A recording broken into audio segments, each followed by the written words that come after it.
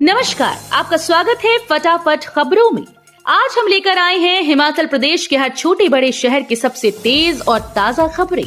तो चैनल को सब्सक्राइब कीजिए और वीडियो कहां से देख रहे हैं कमेंट बॉक्स में हमें जरूर बताइए।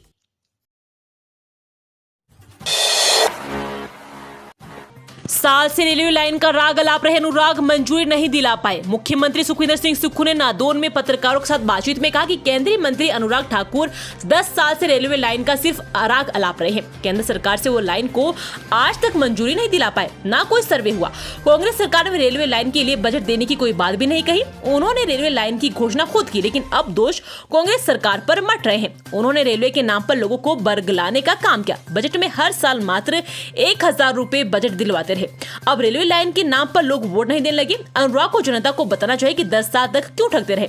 मुख्यमंत्री ने कहा कि कांगड़ा, हमीरपुर, मंडी संसदीय क्षेत्र के ज्यादा युवा साथी देश की सेवा के लिए जाते हैं और सवाल पैदा होता है कि देश की सेवा में जाने वाले युवा साथियों की रुचि कम क्यों हुई है। क्यों भाजपा अग्निवीर योजना लाई? 4 साल की नौकरी युवाओं को सेना में क्यों मिल रही है? निश्चित तौर पर भाजपा मुद्दों से दूर भागकर अपनी राजनीति चमका रही है। उन्हें युवाओं को जवाब देना चाहिए कि उनके भविष्य से खिलवाड़ क्यों किया। हिमाचल के इन जिलों में लू चढ़ने का अलर्ट। नेरी में 40.1 पहुंचा पारा, जाने मौसम पूर्वानुमान। हिमाचल प्रदेश के कई मैदानी जिलों में भीषण गर्मी से लोगों का घरों से बाहर निकलना मुश्किल हो गया है। मौसम विज्ञान केंद्र शिमला की ओर से कई जिलों में लू चलने का अलर्ट जारी किया गया है। चटक धूप खिलने से शिमला में भी गर्मी बहार करने लगी है। विभाग के अलर्ट के बीच शनिवार को शिमला, सुंदरनगर, भुंतर, धर्मशाला, ऊना, सोलन, मंडी, बिलासपुर व कांगड़ा में गर्म लहर दर्ज की गई। वहीं अगले 24 घंटों के दौरान सिरमौर, बिलासपुर, हमीरपुर, कांगड़ा, सोलन, ऊना, शिमला में 1-2 स्थानों पर लू चलने की संभावना जताई गई है। शनिवार को प्रदेश में 5 जगह अधिकतम तापमान 40 डिग्री सेल्सियस से अधिक दर्ज किया गया। 11 शहरों में 35 डिग्री सेल्सियस से अधिक दर्ज किया गया है। हमीरपुर के नेरी में भी अधिकतम तापमान 40.1 डिग्री रहा। पर्यटकों के लिए खुशखबरी, 6 माह बाद मनाली ले सड़क पर दौड़ेंगे वाहन। 6 माह बाद मनाली ले सड़क खुलने से वाहन चालकों को बड़ी राहत मिली है। जिला आपदा प्रबंधन प्राधिकरण के अध्यक्ष एवं उपायुक्त जिला लाहौल स्पीति राहुल कुमार ने कहा कि 18 मई को सीमा सड़क संगठन ने मनाली लेह राजमार्ग 3 को यातायात के लिए खोल दिया है। हालांकि वर्तमान सड़क की स्थिति के कारण फिलहाल दारचा से सरचू तक यातायात को वैकल्पिक दिवस के अनुरूप ही नियंत्रित कर वाहनों का संचालन किया जाएगा। उन्होंने कहा कि बारलाचा दर्रा में का एक बड़ा हिस्सा बर्फ के कारण अभी वन वे है, जिसके कारण वाहनों की आवाजाही बारी बारी से भेजने की अनुमति रहेगी। 19 मई को वाहनों को दारचा से सरसू की ओर जाने की अनुमति भी दी जाएगी। तापमान बढ़ने से पिघलने लगे ग्लेशियर सतलुज का जलस्तर 410 क्यूमेक से अधिक। पहाड़ों में लगातार तापमान बढ़ने के कारण ग्लेशियर तेजी से पिघलने शुरू हो गए हैं। ऐसे में सतलुज नदी का जलस्तर भी बढ़ने लगा है। नदी में पानी की मात्रा बढ़ने से सतलुज नदी में बनी जल विद्युत परियोजनाएं में भी बिजली का उत्पादन बढ़ने लगा है। सतलुज नदी में पानी की मात्रा 410 क्यूमेक से अधिक हो गई है। नाथपा झाकड़ी जल विद्युत परियोजना के प्रमुख मनोज कुमार यादव ने बताया कि डैम में पानी की मात्रा 410 क्यूमेक मापी गई है और ऐसे में कभी पानी को छोड़ा जा सकता है। उन्होंने कहा कि सतलुज नदी के आसपास के क्षेत्रों में रहने वाले लोगों को लगातार लाउड स्पीकर के माध्यम से जागरूक किया जा रहा है। बता दें कि 1500 मेगावाट नाथपा झाकड़ी जल विद्युत परियोजना एशिया महाद्वीप की सबसे लंबी भूमिगत जल विद्युत परियोजना है। 24 मई को मंडी में होंगे प्रधानमंत्री नरेंद्र मोदी, चुनावी रैली को करेंगे संबोधित। मंडी संसदीय क्षेत्र से भाजपा प्रत्याशी कंगना रनौत के पक्ष में प्रधानमंत्री नरेंद्र मोदी 24 मई को मंडी के ऐतिहासिक पडल मैदान में चुनावी रैली को संबोधित करेंगे। रैली 24 मई को पडल मैदान में 4:30 बजे होगी।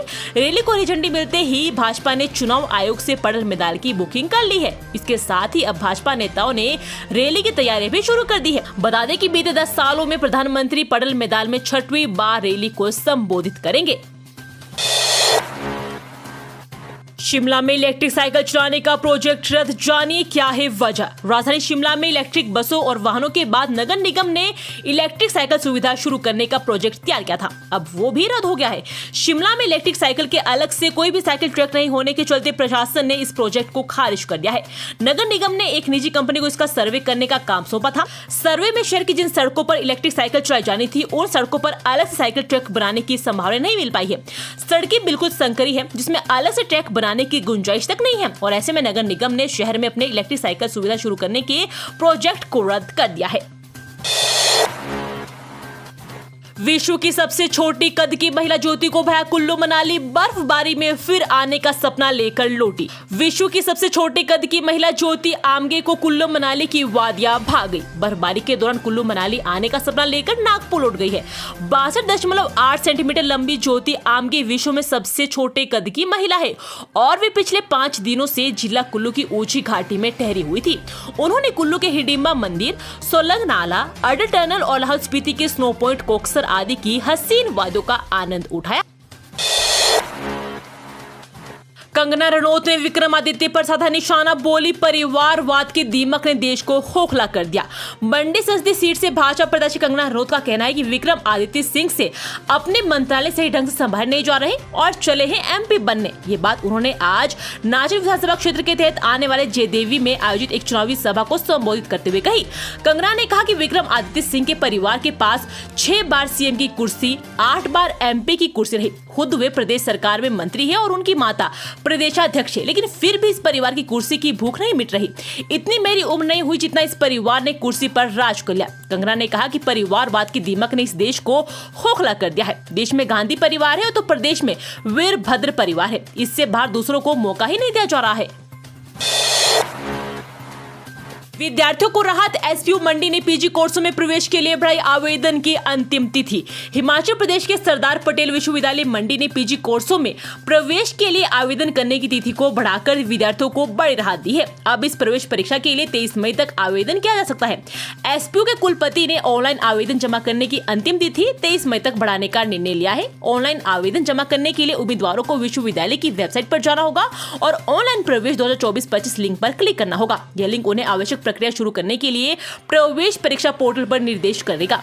यदि ऑनलाइन आवेदन जमा करने के दौरान कोई समस्या आती है तो उम्मीदवार विश्वविद्यालय के सामान्य कामकाजी घंटों के दौरान हेल्पलाइन नंबर और ईमेल आईडी पर संपर्क कर सकते हैं। चैतन्य शर्मा का बड़ा दावा, बोले प्रदेश में भाजपा सरकार बनते ही टीसीपी से बाहर होंगे गगरेट के 18 गांव।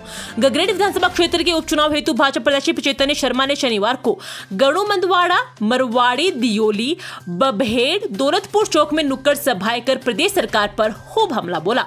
उन्होंने कहा कि 1 जून को होने वाले उपचुनाव में गगरेट की जनता भाजपा के पक्ष में वोट करेगी, जिससे प्रदेश कांग्रेस सरकार का रुखसत होना तय है। चैतन्य शर्मा ने कहा कि प्रदेश में भाजपा सरकार बनते ही गगरेट के 18 गांव से टीसीपी हटाकर जनता को इस कड़े कानून से मुक्ति दिला जाएगी। ये उनका वादा ही नहीं बल्कि मोदी सरकार की तरफ मजबूत गारंटी भी है। उन्होंने कहा कि 10-12 वर्ष पूर्व तत्कालीन कांग्रेस सरकार द्वारा इन गाँव को टीसीपी में शामिल किया गया था, जिससे गगरेट विधानसभा की एक बड़ी आबादी टीसीपी की बंदिशों की वजह से खासी परेशान है।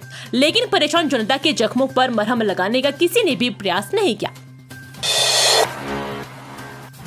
अगर अभी तक जमा नहीं करवाए हथियार तो कार्रवाई के लिए रहे तैयार, पुलिस ने दिया अल्टीमेटम। आदर्श आचार संहिता में हथियार जमा करवाने के बजाय कुछ लोग आपराधिक गतिविधियों को अंजाम दे रहे हैं। रामपुर के तकलेश में 2 मोनालों को मारने पर मामला दर्ज कर लिया गया है।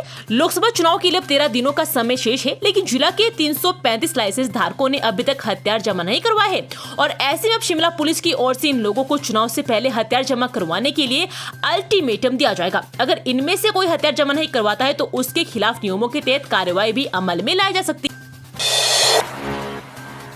वन विभाग की जमीन पर कर डाली अफीम की खेती, विजिलेंस टीम ने ऐसे किया पर्दाफाश। स्टेट विजिलेंस व एंटी करप्शन ब्यूरो की टीम ने द्रंग के दुर्गम क्षेत्र चौहार घाटी के गढ़गांव स्मालग में अवैध रूप से उगाए अफीम की खेती का पर्दाफाश किया है। टीम ने मौके से अफीम के 17,106 पौधे बरामद किए हैं। जिस जमीन पर अफीम की खेती मिली है वो जमीन वन विभाग की पाई गई है।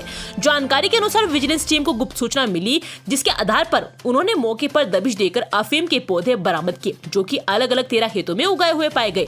इस दौरान मौके पर स्थानीय हल्का पटवारी को बुलाया गया, जिसने राजस्व रिकॉर्ड चेक करके बताया कि अफीम की खेती वाली भूमि वन विभाग की है और इसके चलते थाना विजिलेंस मंडी में अज्ञात लोगों के खिलाफ मामला दर्ज किया गया है। अफीम के अवैध रूप बरामद पौधों को नष्ट कर आगामी कार्रवाई अमल में लाई जा रही है।